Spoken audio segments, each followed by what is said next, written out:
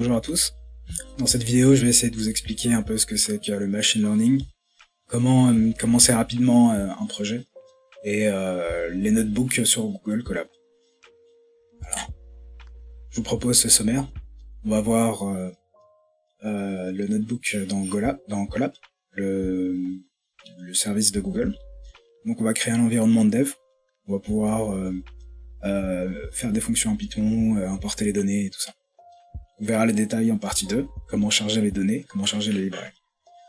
Ensuite, on va utiliser scikit-learn, c'est un module de Python, une librairie dans Python, pour pouvoir justement faire du machine learning.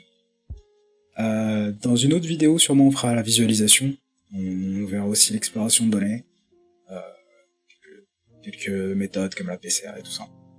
Et enfin, on fera une conclusion, comment, une fois qu'on a créé ce notebook, comment on pourra l'exporter, comment on pourra l'imprimer, et mes impressions générales sur ce que c'est Google Colab. Alors on va créer l'environnement dev. Ça se passe dans Google Drive. J'ai créé un compte déjà Google Drive, en forum. Et ensuite on va aller faire nouveau, soit ici, soit clic droit après plus. Ok. Et on fait associer plus d'applications. Là, on voit toutes les applications qu'on peut rajouter dans le Drive. Si on tape Collaboratory, voilà, on voit que moi, il est déjà installé parce que je l'ai installé. Vous aurez juste à cliquer sur Installer et ça va s'installer dans votre Drive. Pour commencer à créer un notebook, il suffit de faire clic droit nouveau, Google Colab. On y est. Notre premier notebook, ça consiste en quoi? C'est des cellules de code, des cellules de texte. On peut mettre à peu près autant qu'on en veut, pouvoir créer notre notebook. Et dans les cellules de code, on peut exécuter du Python. Par exemple, pour faire simple, un plus simple. La première exécution met du temps, comme ça met ça s'initialise et tout ça, ça va prendre du temps. Mais la deuxième exécution est plus rapide. Dans le texte, on peut mettre par exemple un titre. Le premier notebook. On peut les bouger vers le haut et vers le bas. Et essentiellement, c'est ça. Un notebook. Voici l'architecture générale. J'ai mis un schéma de l'architecture générale. On a les clients, qui peuvent être des tablettes, des téléphones portables, un ordinateur ou quoi que ce soit, qui se connectent au serveur de Google Drive. Et ensuite, le serveur va créer le kernel, de la même façon que quand on se connecte et qu'on peut créer un Google Doc ou un Google Sheets, Google Slide. Bah là, on va créer un kernel pour pouvoir y exécuter du Python. On peut exécuter aussi des commandes shell. On rajoute juste le point d'exclamation ou le shebang en nomenclature Linux. Et on peut taper par exemple ls, la commande la plus simple. On voit que dans le dossier, voilà. Donc là il y a toutes les commandes. Dans le dossier simple data, ici je fais long all, voilà. On peut voir, il y a à peu près toutes les commandes Linux qu'on peut penser. On peut faire shellman, sashbot. Donc ça s'exécute dans ce kernel-là. Ici, ce petit cube. Chaque cube, ça serait un client. On a des ressources ici en RAM, 12,72 Go de RAM, quasiment 108 Go de disque, c'est énorme et c'est entièrement gratuit. Qu'est-ce qui se passe quand on se déconnecte ou quand on reste longtemps inactif? Le kernel en fait est recyclé pour quelque chose d'autre. C'est-à-dire que pour nous, l'environnement, c'est-à-dire si par exemple je mets ça dans une variable, i égale plus 1. Si j'attends une demi-heure sans rien faire, le i il est perdu, ce qu'il y a dans le i. Par contre le code reste, donc il faudra revenir et exécuter le code pour le remettre en mémoire. Donc ça c'est pas mal. Donc ça nous permet aussi de faire des projets un peu plus compliqués. Vraiment beaucoup de cellules, beaucoup de code. Et puis enfin voilà, enregistrer, et puis après quand on reviendra, il faudra juste réexécuter tout le PC. On a aussi dans l'interface, si on sent pas trop chaud d'utiliser LS et tout ça, on a directement un explorateur de fichiers. On voit, moi j'ai importé mon drive, je vais vous montrer tout de suite comment on fait. Alors, je vais importer ma première librairie from Google Colab. On va importer le drive. Okay. Et je vais faire juste drive mount, et je vais le mount par exemple slash. Ok. Alors, on va devoir utiliser quelques commandes. Je suis dans sample data. Je vais créer dans sample data un nouveau directory, un nouveau dossier mkdir, et je vais l'appeler underscore drive. C'est ici. Ok. Alors comment ça se passe? Ici il me dit qu'il faut ouvrir dans mon navigateur ce lien-là. Ce lien, je vais devoir accepter la connexion. Ça va me donner un lien, un code d'activation que je vais devoir copier et coller ici. C'est un espèce de mot de passe d'activation pour le OAuth ou authentification je sais pas comment ça s'appelle. Et donc voilà, mais moi comme il est déjà installé, je vais pas le faire. Sinon on va nous pour ce premier notebook utiliser ceux qui sont dans sample data, le jeu de données qui sont déjà de base dans le drive. Okay. Donc ça je vais juste le commenter pour l'instant. Et commencer par importer les données depuis le kernel, depuis cet environnement virtuel. C'est pas des données qui sont importées depuis mon PC, mais ils sont déjà ici. Comment on va les importer? Bonne question. On va utiliser NumPy ou NP, et juste on va rapidement vérifier avec pip freeze. Ça va lister toutes les librairies qui sont installées sur l'environnement virtuel. Et on voit qu'il y en a vraiment un paquet. C'est très très complet. Il y a Keras qui est installé, il y a LMDB, c'est une base de données clé-valeur. Enfin, il y a vraiment NumPy qui est là. Enfin, il y a de tout. Il y a OpenCV pour faire de la visu, il y a NVIDIA pour utiliser de la carte graphique. Enfin, voilà, Warzak, c'est pour faire du web. Enfin voilà, c'est vraiment complet. Et c'est gratuit. C'est un truc de ouf. Alors, comment ça va se passer? On va installer les paquets avec pip install. Donc on ferait pour installer quelque chose qui n'est pas déjà installé, pip install, par exemple NumPy. Là ça me dit requirement already satisfied, donc c'est déjà installé. Pour quelque chose qui serait pas déjà installé, on ferait comme ça. Ensuite on importera les librairies dans le notebook. Donc il faut lier l'environnement du kernel avec ce notebook là.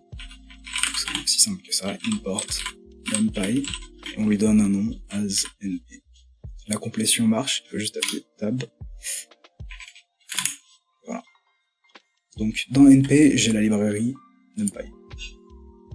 Et là, on est prêt à utiliser. On va coder, mettre en forme notre notebook, et ensuite on fera notre apprentissage.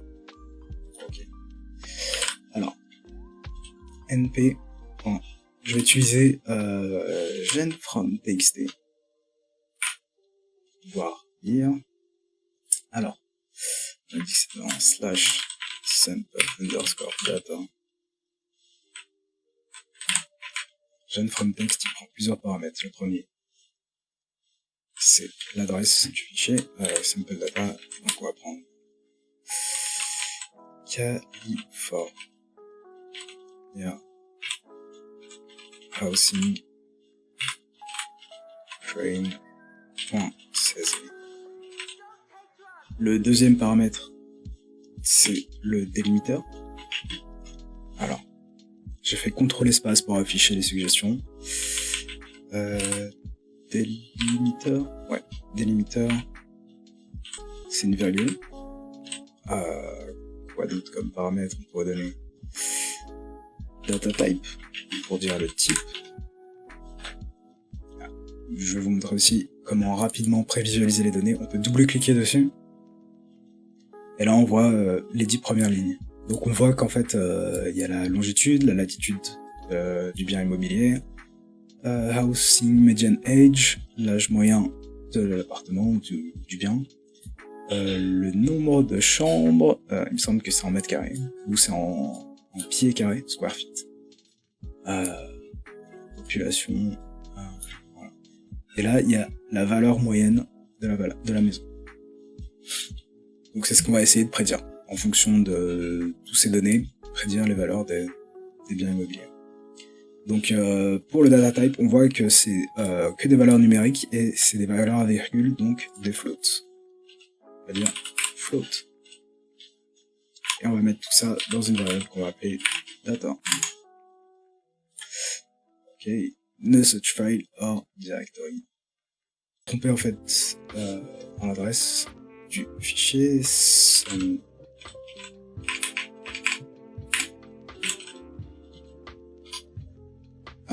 Pas besoin du slash. Pas besoin du premier slash. Ok. J'appuie sur Caps Lock. Data. Qu'est-ce qu'il y a dans data? On voit que la première ligne, il y a des none. Et c'est parce que la première ligne, en fait, ça doit être les labels, les noms des headers. Alors, dans notre fonction gen from text, soit on peut faire names, ouais, égal true. Je refais data. Et là, on voit bien data type ici en bas. On a notre tableau. Et en plus de ça, on a des informations supplémentaires, dont le data type F8 pour float 8. On a le nom des colonnes. Voilà. On a toutes ces informations. Ou alors, nous, comme on veut vraiment le data sous forme de matrice, on peut, parce que là, c'est un tableau de tuples. On peut mettre head, ensemble. Voilà.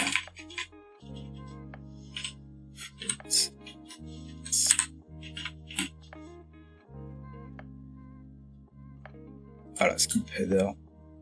Et on met la première ligne. Ici, je fais data, voilà. Là, on voit bien que c'est des tableaux de tableaux. Ou des ND, ou des NPA. NDA.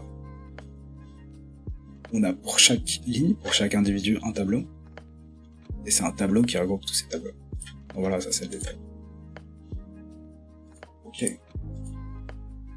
Donc, on va voir maintenant scikit-learn. Où est-ce qu'on commence un peu on va développer un peu tout ça. J'ai dit en fait qu'il y avait du texte. Vous pouvez rajouter du texte. Et ce qui est bien, c'est qu'en fait, c'est du markdown. Donc on peut faire... je vais vous montrer un peu. On peut faire à peu près tout ce qu'on pourrait faire dans un blog, par exemple. Faire des titres de différents niveaux. Équivalent HTML, c'est les H1, H2, H3. On peut créer des paragraphes, créer des trucs en italique, en gras, On peut créer par exemple des listes, on peut créer des zones de texte, des zones de commentaires, des listes ordonnées, des listes non ordonnées, etc., etc. Je vais vous laisser ce petit guide dans la description pour pouvoir justement le réutiliser. Et on va commencer par faire une régression linéaire. Donc je vais mettre un titre. Ça c'était un titre 2, ça c'est un titre 1. Donc, emporter les données, titre 2, mon premier modèle. Il y a un accent grave, il y a un accent, mon premier modèle. Alors, je vais rajouter une cellule de texte. Et dans cette cellule de texte, je vais commencer à écrire en notation scientifique, en LaTeX. Pour ça, il faut mettre deux signes de dollars et on peut écrire à l'intérieur du LaTeX. Je vous donne un exemple, ce que ça donne. Si j'écris X majuscule, ça donne ce rendu-là. C'est Shift entrée pour exécuter une cellule. Ah, j'aurais dû le dire avant. Pour exécuter, c'est Shift entrée pour exécuter le code et c'est pareil pour exécuter le texte, pour évaluer le texte. Puis ici, ça donne ça. Je peux écrire par exemple f de x est égal à ax plus b. Donc, en dehors de ces signes de là, je peux écrire en normal. C'est une fonction linéaire. On peut faire aussi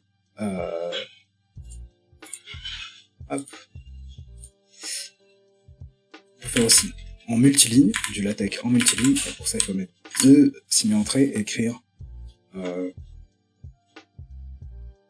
entre ces lignes-là. Par exemple, on peut écrire F, je vais écrire un vecteur cette fois-ci.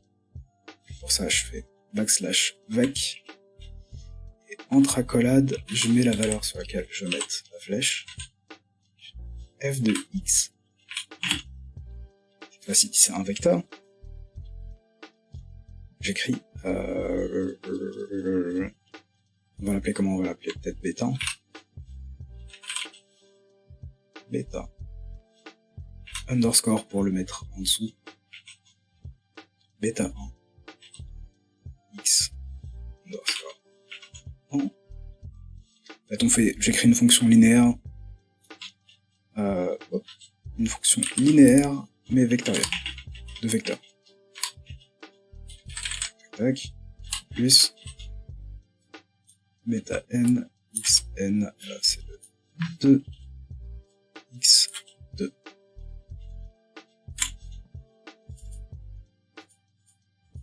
Tac, pour revenir à la ligne, double entrée, je vais dire où le vecteur x, vecteur entre accolades, x est égal à 1. Il faut un espace, l'espace c'est un seul backslash, 2. Et puis il passe pas très bien. Allez, on va écrire avec x qui est égal à x1 lieu x underscore n. Donc,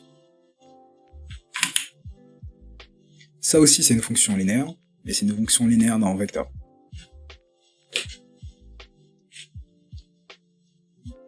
J'explique. Je vais soit je le mets en LaTeX x, la matrice d'un individu variable.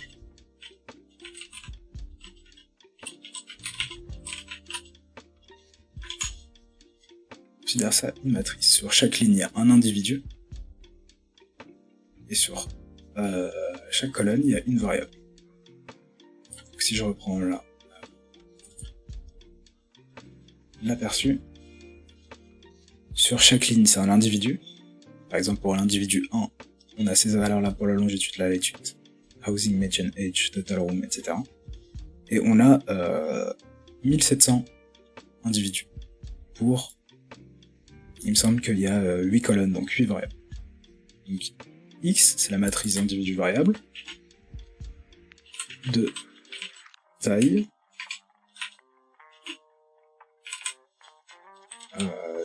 17, non, c'est 1700, voilà. 1700 fois 8.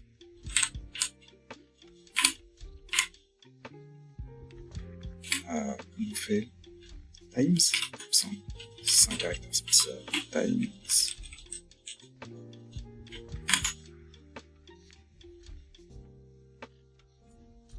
C'est pas 8, en fait, on va séparer. Ok, ce que je vais faire, c'est on va séparer cette colonne-là, median house value, la colonne que l'on essaye de prédire. Okay, puisqu'on fait une régression linéaire, ici, on va essayer de prédire une valeur.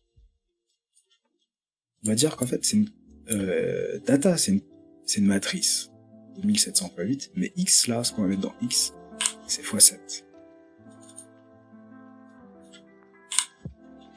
Ok. Et on va introduire un y et le vecteur grand y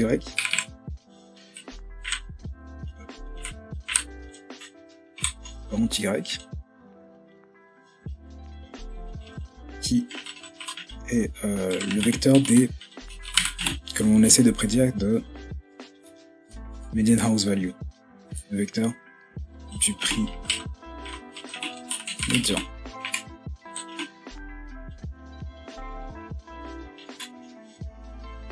Du bien.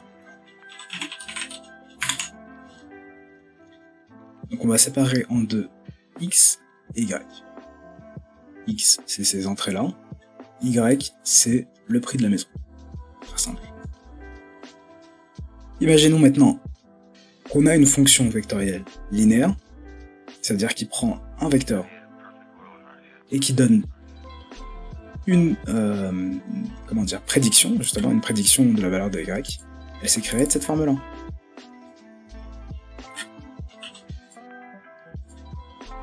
Je vais mettre dans le texte. Truc.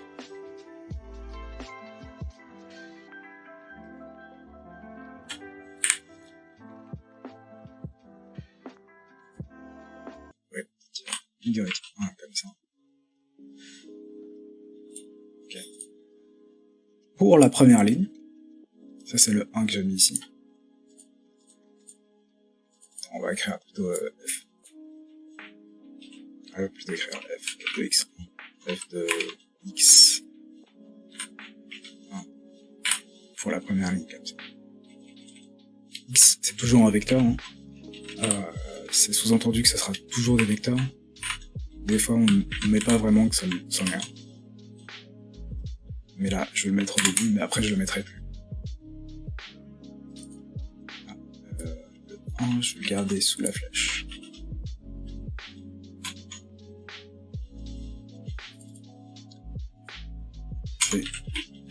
On va écrire, on suppose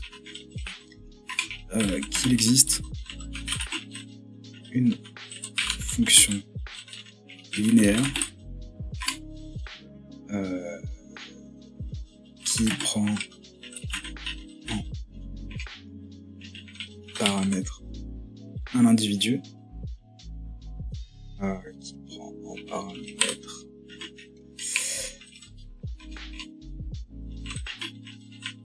un individu et qui donne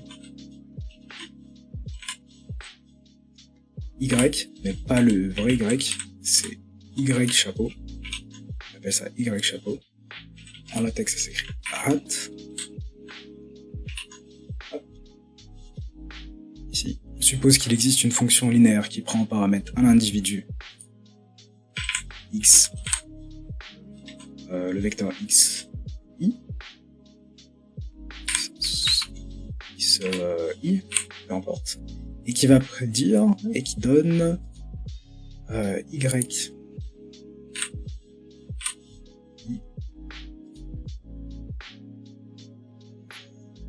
C'est pas ça que je vais faire. Comme ça, hop. Y, chapeau.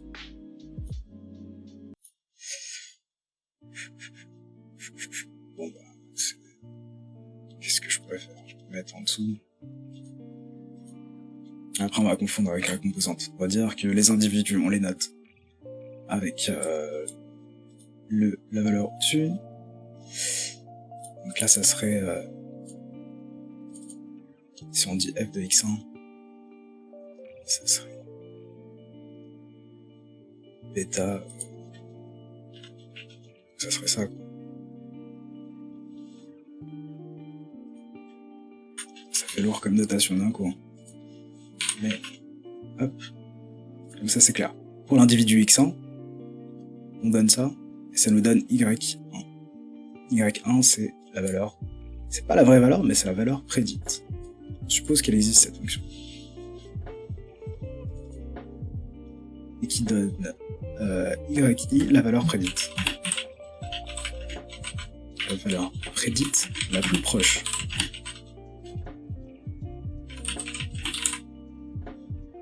De y,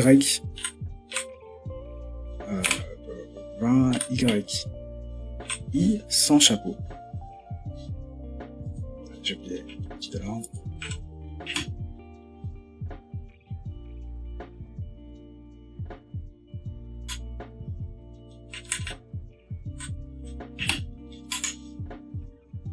Et voilà, i tel que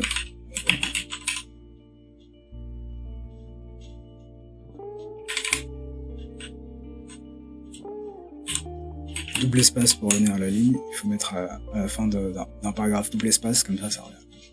Voilà. On suppose qu'il existe cette fonction. Là en fait c'est pas des 1, ça serait des i. Ok, bon. Désolé. C'est difficile à suivre. Ouais. C'est une fonction vectorielle qui prend le vecteur xi. Xi par exemple c'est celui-là. Sans le 425. Je vais faire bêta 1, c'est une valeur, c'est un réel, pour l'instant on ne connaît pas, fois la première composante, fois ça, bêta 2 fois ça, bêta 3 fois ça, etc., etc., etc. Et cette somme est censée se rapprocher le plus possible de ça. On suppose qu'elle existe, cette fonction. Okay. Donc, pour je vais mettre je vais mettre un index. Ok, alors, pour quantifier la différence entre le y réel et le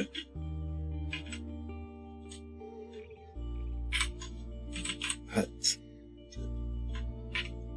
de y.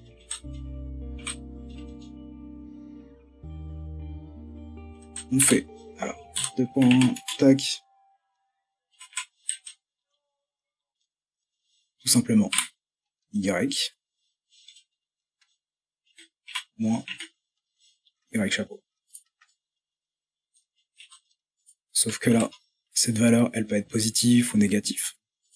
Donc on va faire ce qu'on fait tout le temps en stats, c'est qu'on prend la différence et on la prend au carré. Comme ça, c'est une valeur qui est toujours positive.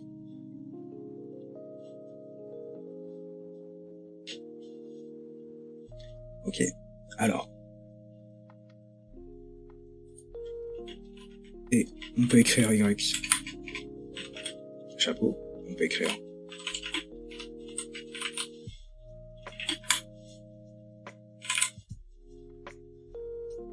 écrire ça sous la forme. Pour le du y chapeau, on va prendre f de x, et f de x c'est tout ce truc-là. On va créer un APX.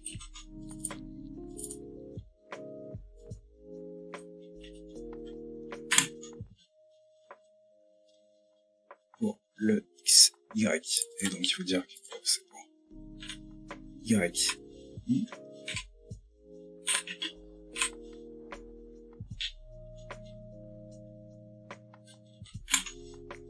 Voilà, ça c'est entre deux Y quelconques, là c'est entre le IM Y et la valeur qu'on a prédite avec cette fonction. On la met au carré. Ok.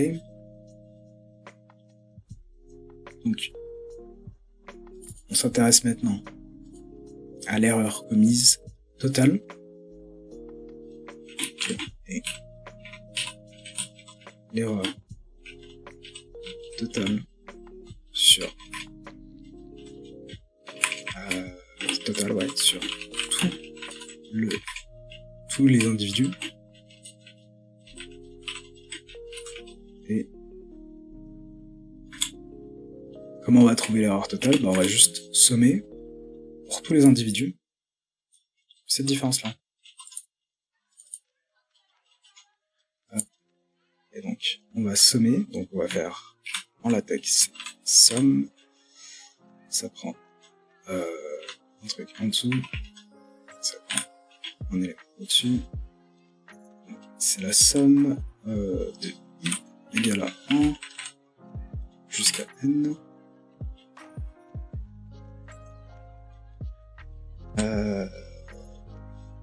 Pourquoi ça passe pas en bas?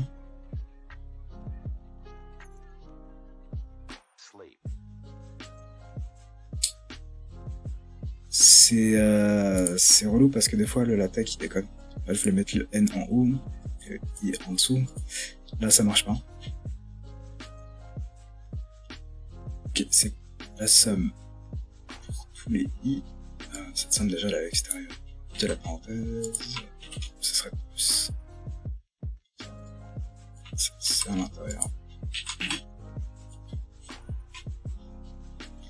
Alors on va sommer pour tous les individus, le vrai Y, que l'on connaît, moins la valeur prédite, on prend au carré. Cette somme, qu'on appelle aussi... ok, alors qu'est-ce que j'écris? Pour quantifier la différence entre Y et Y, on peut l'écrire comme ça. Et l'erreur totale sur tous les individus, c'est ça. Ok. Point. On appelle...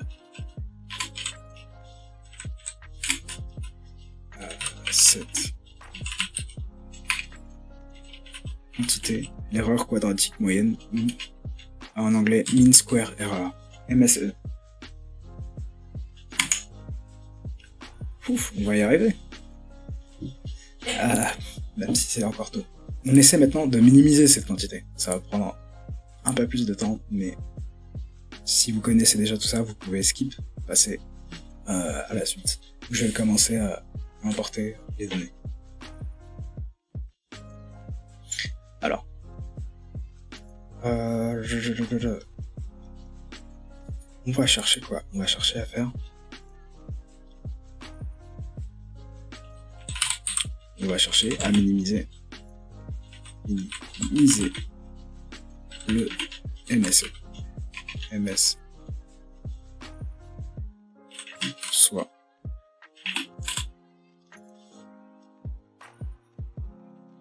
de l'écrire en latex,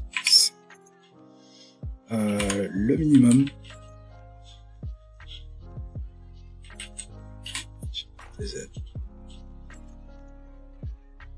en fonction enfin on va remettre en fonction plus tard, c'est le minimum de tout ça.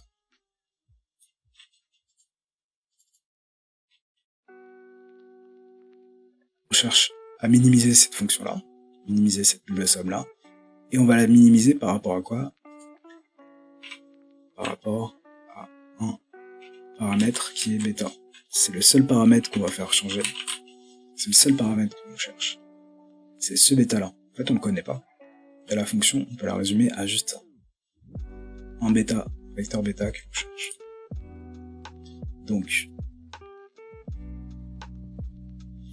nous, on va essayer d'estimer ce bêta-là. On va essayer de diminuer le plus possible cette somme-là. Et puis voilà, normalement, ça devrait nous donner notre premier régresseur, notre premier modèle de régression, notre premier estimateur. Alors,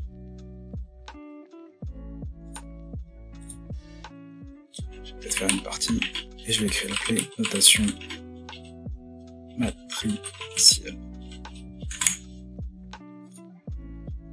Là, on a vu cette fonction s'écrit avec un vecteur. Mais si en fait je pouvais l'écrire d'une autre façon, on remarque que je vais le faire directement, vous allez le remarquer aussi. Je vais utiliser le texte. Alors, que ce f de x, on peut l'écrire directement sous la forme d'un bêta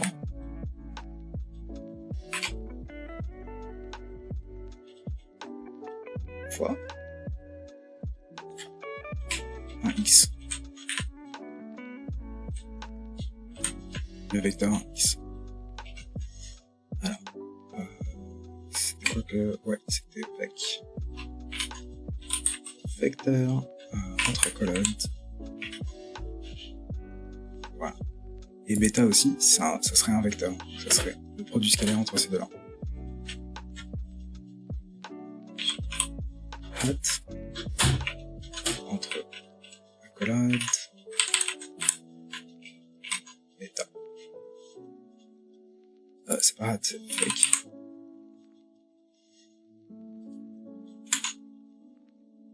Puisque c'est un produit scalaire, on fait bêta 1, x1, bêta 2, x2, bêta n, xn.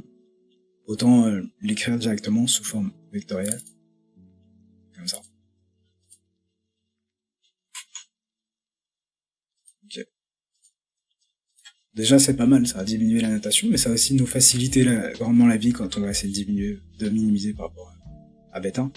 Deuxième chose que l'on remarque, c'est que ça ressemble énormément à la notation linéaire qu'on avait avant. Enfin, c'est d'ailleurs pour ça qu'on l'a fait.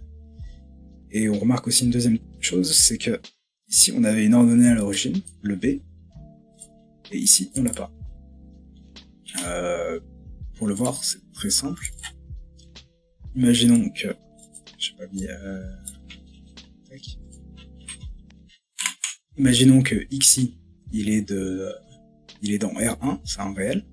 On a juste bêta, qui est aussi dans R1, un réel, fois x1, et on n'a pas le plus b. Donc, on va bien avoir un plus allez, bêta 0. On va l'appeler bêta underscore 0.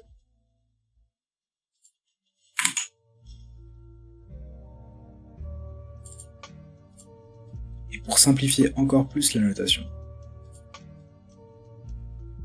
on fait ce qu'on appelle... on va augmenter x, et on va dire qu'en fait x a... je vais le faire directement.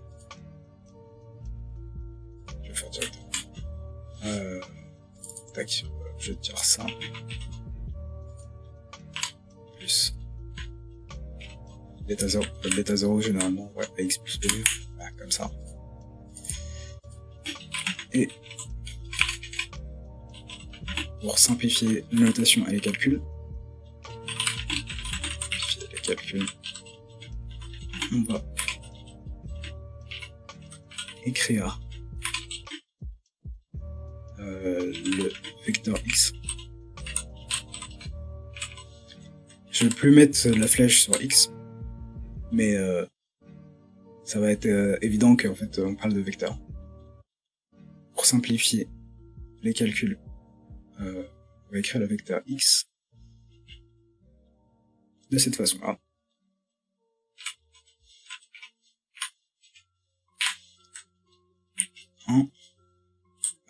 Virgule. X, sa première composante,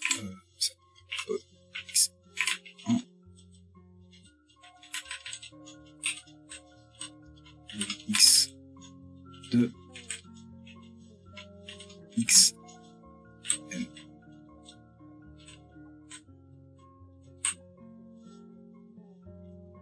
On va rajouter en fait un 1 tout au début de x. Pourquoi prendre cette convention? Bah, ça nous permet de réécrire f de cette façon-là. F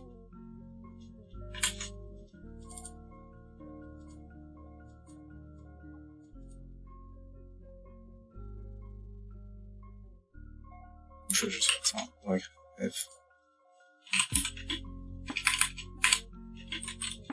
comme ça. Ouais, comme ça, tac.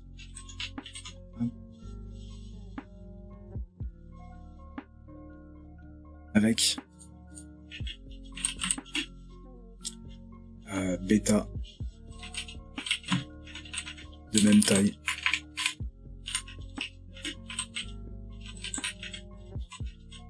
que x. Donc, en rajoutant ce 1 là, on peut mettre le bêta 0 dans le vecteur bêta, et ça nous simplifie énormément l'écriture. On n'a plus à se soucier de ce bêta là. Okay. Maintenant, de notation matricielle, on peut écrire cette somme là comme la somme de toutes ces fonctions là, ce qui est aussi égal à x, la matrice là, individu variable, fois matrice yen, le vecteur bêta, ok, x, il y a n lignes et p colonnes, bêta a p, je dois l'appeler p là, comment ça, c'est pas n.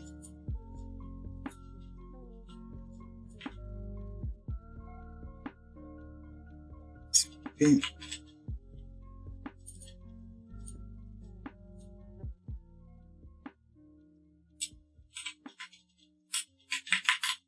P.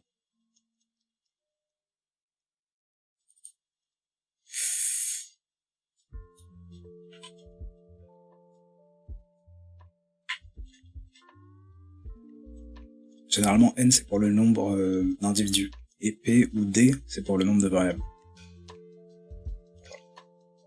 Il y a p variable, ici c'est 8, et il y a n c'est 1700.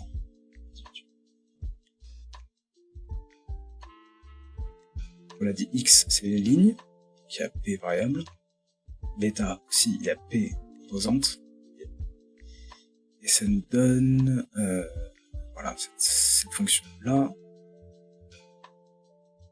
On simplifie, on se produit vectoriel. Et pour le faire sur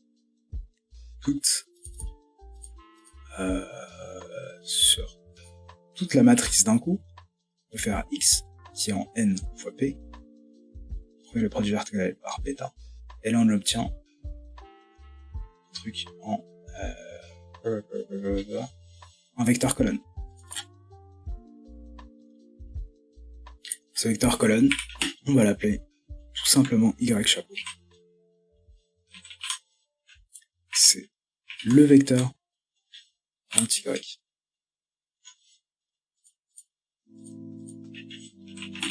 Le vecteur de toutes les prédictions.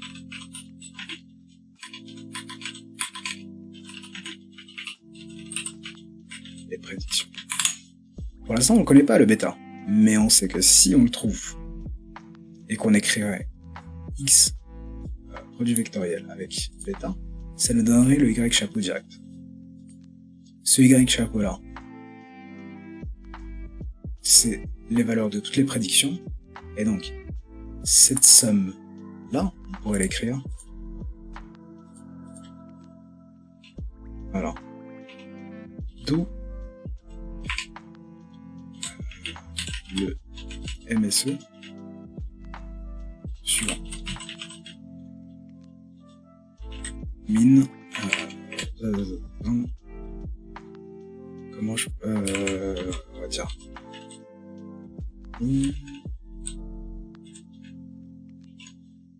spécial, ouais. Min pour tout bêta.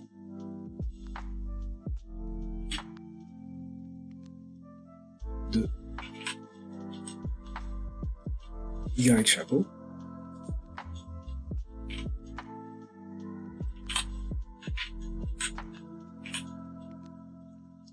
Y chapeau.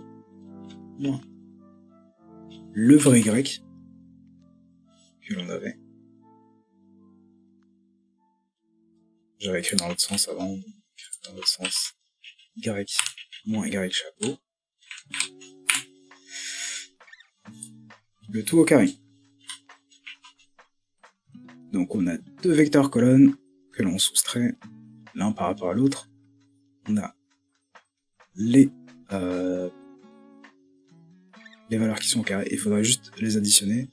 Ce serait faire le produit scalaire avec un truc dans avec un vecteur unitaire par exemple, ou ça serait aussi de prendre la norme vectorielle,